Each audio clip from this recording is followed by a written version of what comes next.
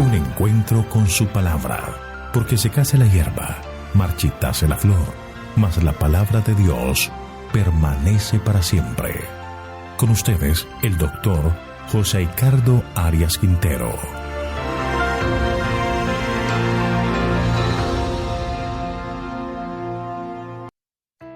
Vamos a estudiar Salmos capítulo 108, petición de ayuda contra el enemigo. Te invito a orar. Querido Señor, nos acercamos a ti por medio de esta oración para expresarte nuestro agradecimiento por todas tus bondades y cuidados, y también para pedirte que nos bendigas en el estudio de este salmo, que podamos aprender más y más de ti. Ayúdanos a compartir lo aprendido con otros. Gracias por escucharnos, pues lo pedimos en el nombre de Jesús. Amén. El Salmo 108 se le adjudica a David.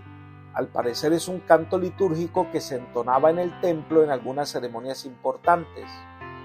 El Salmo 108 se prestaría para ser entonado como un himno nacional. Este salmo al parecer fue arreglado con ese fin.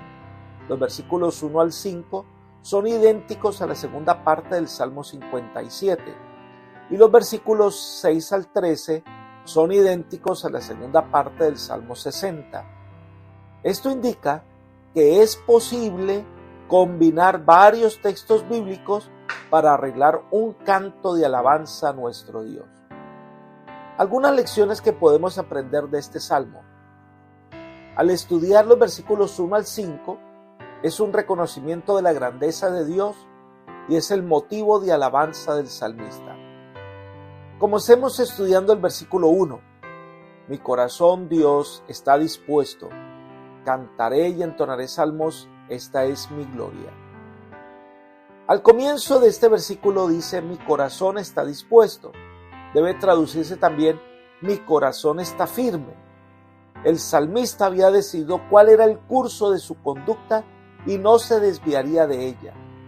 Era una firmeza de propósito, y esta era cantar y glorificar al Señor. Lo que ha sucedido era dedicar todas sus facultades para adorar al Señor. Este propósito está acompañado de dedicar sus talentos a alabar al Señor. Versículo 2. Despiértate, salterio y arpa, despertaré al alba. El dulce cantor de Israel no se conformaba con solo usar su voz. Pide instrumentos musicales con que acompañar sus cánticos de alabanza.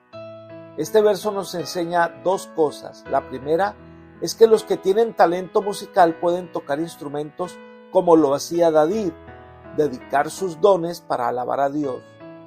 En segundo lugar, dice que esa alabanza debía hacerse como cuando sale el alba. David estaría allí para adorar al Señor. Las primeras horas de la mañana es el mejor momento para la devoción privada. Allí se fortalece nuestro ser para cumplir nuestras tareas diarias y resistir la tentación. Elena de White refiere que Jesús desde su juventud dedicaba las horas de la madrugada para hablar con el Padre. Ella comenta, siempre que podía se apartaba del escenario de su trabajo para ir a los campos a meditar en los verdes valles, para estar en comunión con Dios en la ladera de la montaña o entre los árboles del bosque. La madrugada la encontraba con frecuencia en algún lugar aislado, meditando, escudriñando las Escrituras u orando. De estas horas de quietud, volvía a su casa para reanudar sus deberes y para dar un ejemplo de trabajo paciente. Libro El deseo de todas las gentes, página 69. En otro libro agrega al respecto, el alba le encontraba a menudo en algún retiro, sumido en la meditación, escudriñando las Escrituras o en oración. Con su canto daba la bienvenida a la luz del día. Con himnos de acción de gracias amenizaba las horas de labor y llevaba la alegría del cielo a los redimidos por el trabajo y a los descorazonados. Ministerio de Curación 34. ¿Cuán importante entonces será para nosotros dedicar las primeras horas para encontrarnos con el Señor? El deseo de su corazón es alabar al Señor y era la tarea más importante para él, versículos 3 y 4. Te alabaré, Jehová, entre los pueblos. A ti cantaré salmos entre las naciones, porque más grandes que los cielos es tu misericordia y hasta los cielos tu fidelidad.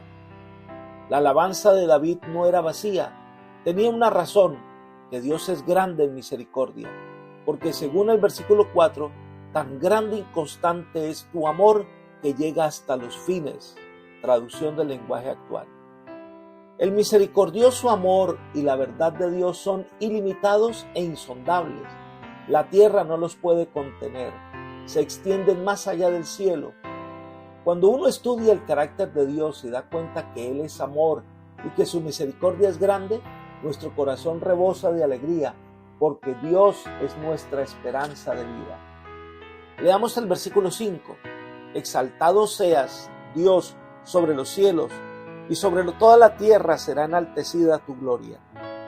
La alabanza que el ser humano rinde a Dios debería armonizar con la abundante y amorosa bondad divina. La melodía de un gran coro debiera henchir la tierra y los atrios celestiales. En los versículos 6 al 9 se destaca que Dios en su santidad siempre cumple sus promesas. Dios, por ser santo, no miente, no puede incumplir ninguna tarea, siempre cumple lo que se ha propuesto a hacer. Leamos los versículos 6. Para que sean librados tus amados, salva con tu diestra y respóndeme. La oración del salmista por la grandeza de Dios hace la diferencia entre el pueblo de Dios, porque la oración mueve la mano que mueve el universo. La oración de una persona piadosa alcanza a muchas otras y algunas veces forja el destino de toda una nación. Los amados serán libertados por su Creador que los ama. Dios repartió la tierra prometida entre los hijos de Dios tal como lo había prometido a Abraham. Leamos los versículos 7 al 9. Dios ha dicho en su santuario: yo me alegraré, repartiré a Siquem y mediré el valle de Sucot. Mío es Galaad, mío es Manasés, y Efraín es la fortaleza de mi cabeza. Judá es mi legislador, Moab la vasija para lavarme. Sobre Edom echaré mi calzado, me regocijaré sobre Filistea. Lo que se resalta al comienzo de esta sección, que Dios está en su santuario o está en su santidad. Dios es santo por naturaleza y esto le impide quebrantar sus promesas. Cuando Dios habla, su palabra es firme.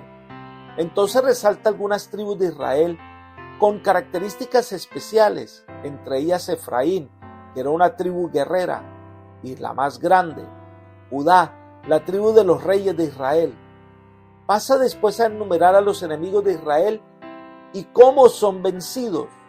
Moab, comparada con una vasija de barro. El salmista compara a esa orgullosa nación con una vasija en la cual un guerrero la usaba para lavarse los pies. Así será humillada por el poder de Dios. Edom dice: echaré el calzado. Los edomitas, aunque eran familiares de los israelitas, al ser descendientes de Esaú, fueron enemigos del pueblo de Dios y fueron finalmente derrotados. Los israelitas pisaron sus tierras y los filisteos, que fueron finalmente derrotados en el reino de David. En otras palabras, Dios triunfará sobre los enemigos de su pueblo.